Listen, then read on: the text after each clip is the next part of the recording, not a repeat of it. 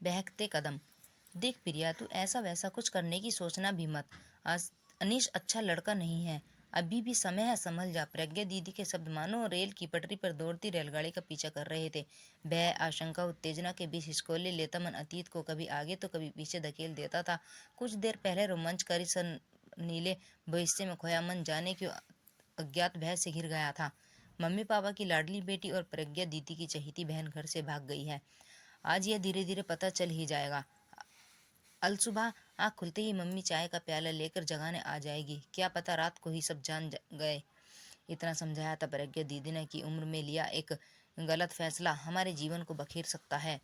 जितना दीदी समझाने का प्रयास करती उतनी ही दृढ़ता से बिंदास प्रिया 2 कदम अनीस की ओर बढ़ा देती। वक्त अनीस के द्वारा घर पर भाग कर शादी करने का रास्ता उसे रोमांचक भरा दिखाई दिया। अनीस के केयरिंग स्वभाव पर वह उस दिन फिदा हो गई जब प्रज्ञा दीदी के जोर डालने पर उसने अनीस की मम्मी पापा से मिलने को कहा तो उसने भावेश में प्रिया को गले लगा लिया और कहा अब वह अपने प्यार को खोने की रिस्क नहीं उठा सकता है।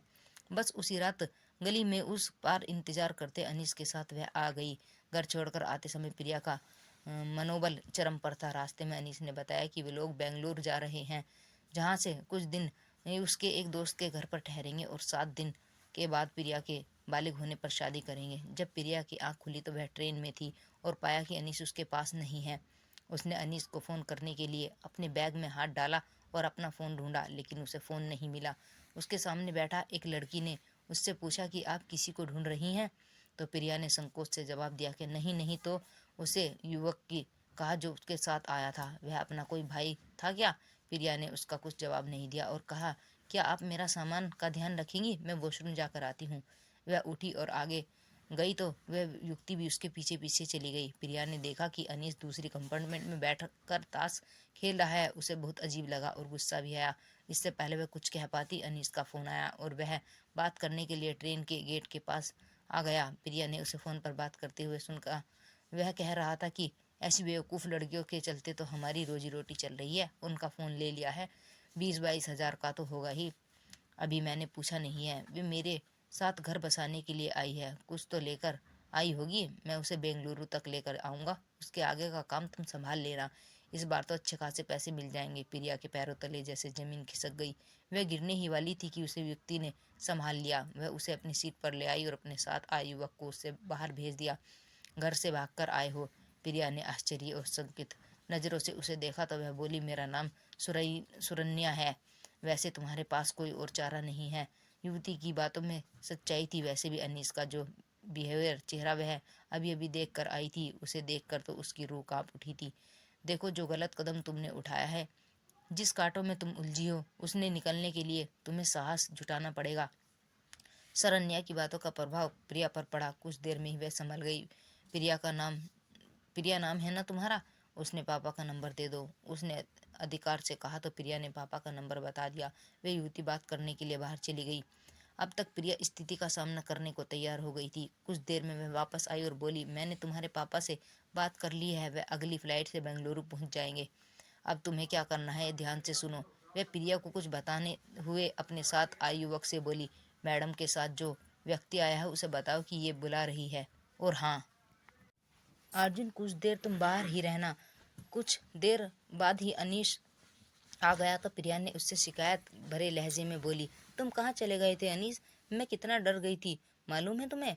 अनीस उसकी बात सुनकर तुरंत बोला, मैं तुम्हें छोड़कर भला कहाँ जाऊंगा। प्रिया ने कूपर की लाइट जला दी। उसे कुछ देर पहले जिस अनीस की आंखों में प्यार का समुद्र नजर आ रहा था, उनमें मक्कारी दिखाई दे रही थी। अब वह अपनी खुली आंखों से देख रही थी कि किस तरह सफलतापूर्वक अनीस इधर उधर देख रहा था। तभी प्यार से प्रिया ने उससे कहा, मैं तुम्हें एक खुशखबरी देना चाहती हूँ।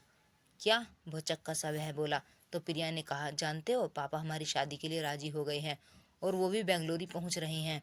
प्रिया के इस खुलासे से अनीस का तो रंग ही उड़ गया। वह अचानक बिखर गया। बेवकूफ़ लड़की, मैंने मना किया था कि कहीं फ़ोन मत करना। तभी मानो उसे कुछ याद आया हो, न चाहते हुए भी उसने मुंह से निकला, तुम्हारा मोबाइल तो? मैं जानती हूँ, वह तो तुम्हारे पास है। इससे पहले कि अनीस कुछ और पूछता, प्रिया अपना आपा खो चुकी थी। उसका हाथ पूरे बैग में लहराया और अनीस के गाल पर तेज आवाज के साथ झन्नाटेदार चांटा पड़ा। क्रोध और अपमान से उसका बदन कांप रहा था। अनीस का सारा खून जुड़ गया था। शोर शराबे की आवाज़ बाहर तक चली गई थी। लोगों ने अंदर झांकना शुरू कर दिया था। उतनी देर में टीटी भी आ गया था। उसने पूछा कि क्या माजरा है, तो बड़े इत्मीनान से उस युवती उठकर आई और बोली, ये मेरी रिश्तेदार है। दरअसल यह हमारे साथ बैठा एक यात्री है। हमें लगता है कि इसने हमारा मोबाइल चुराया है। आप पुलिस बुलाइए। अनीस के चेहरे की हवैया उड़ने लगी थी। देखिए मैडम, यह फर्स्ट क्लास का डब्बा है, आप इसमें यात्री बैठा इस तरह का इल्जाम नहीं लगा सकती हैं। टीटी के बोलने पर अर्जुन बोला, मैं भी इनमें यही समझा रहा हूँ कि पुलिस के झंझट में पड़ने से पहले खुद तसल्ली कर लो। इतना कहते ही उसने अनीस को जेब खंगालते हुए प्रिया का मोबाइल निकाल लिया। अनीस सख्ते में था, पासा सो पलट जाएगा, उसने उनमें भी नहीं सोचा था। तुरंत फुरंत रेलवे से दो पुलिस कांस्टेबल आए और उस युवती से अपना पहचान पत्र दिखाया। एसीपी सरन्या पढ़कर दोनों ने उसे एक करारा सैल्यूट बजाया तो टीटी सहित प्रिया की भौचक्के में पड़ गई। टीटी हंसकर बोला, क्या बेटा, चोरी भी तो पुलिस वालों की?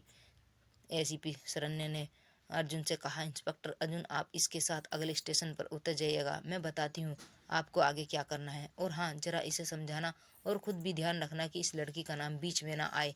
हंगामे के बीच अनीस को अगले स्टेशन पर उतार लिया गया। ट्रेन में सवार यात्री उस पर अपनी अपनी टिप्पणियां देने में मशगूल थे। प्रिया अपमान और शर्मिंदगी से भरे देर तक सोचती रही। तभी शरण्या ने समर्थन भरे हाथ से उसकी पीठ पर फेरा तो वह शरण्या के गले लग गई और बोली, आपने मुझे बचा लिया, आपका यह एहसान मैं कभी नहीं भूलूंगी। उसने उसकी बात शरण्या हंस पड़ी और बोली, कैसे नहीं बचाती तुम्हें, यह तो वही बात हुई ना, एक डॉक्टर ने अपने किसी से खुदकुशी करने की कोशिश की, जान तो उसकी बचा ही थी। तो यह मेरी पहली नियुक्ति है आईएसपी ऑफिसर के रूप में। तुमने जो मुझे शुरू से ही इतना बड़ा केस दे दिया है, मैं तो तुम्हें देख ही रही ही समझ गई थी कि तुम घर से भाग कर आई हो। ट्रेन में चढ़ते वक्त तुम किसी दूसरी ही दुनिया में थी, किसी और का तो तुम्हें होश ही कहाँ था। अलबत्ता यह लड़का ज़रूरत से ज़्यादा सतर्क था। दूसरों और ऑब्जर्व करना मेरी हॉबी है, ज़्यादा सतर्क था। दूसरों और ऑब्जर्व करना मेरी हॉबी है। उसे देखकर ही मैं समझ गई थी कि वह लड़का ठीक नहीं है। अब मैंने चुपके से उसे तुम्हारे पर्स से मोबाइल निकालते और पैसे चेक करते देखा तो मुझे बड़ा अजीब लगा। जब वह बाहर गया तो मैंने अर्जुन से बात करके उस पर नज़र रखने को कहा। इसलिए जब तुम वॉशरूम गई तो तुम्हारे पीछे पीछे मैं भी आई थी। मुझे पता था कि कहीं तुम कुछ गड़बड़ है, पर मेरी समझ में नहीं आ रहा था कि तुम्हारे जैसी पढ़ी लिखी आज कल की लड़की जमाने में ऐसे मूर्खता कैसे कर सकती है। जरा सोचो, अगर वह अपनी योजना में कामयाब हो जाता तो क्या होता।